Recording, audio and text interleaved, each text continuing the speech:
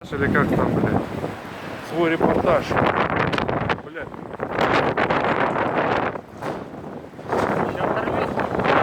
Не матерись, записывается. Вот это бракоделы, да? Сами то наделали. Блядь, оно сейчас реально полетело, нет, нет. Вот что-то полетело. Сейчас окно разобьется еще, да?